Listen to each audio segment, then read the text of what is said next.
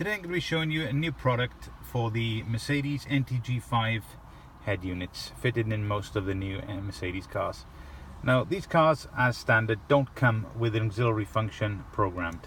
I show you on the media, as you can see there's no auxiliary whatsoever, so you can't put audio in, can't put video, can't put anything. Now we've made a new product, that's the programmer part of it.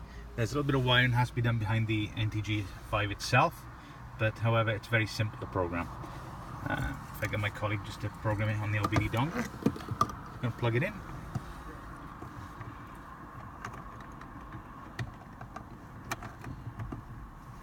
As you can see, it goes into diagnostic active.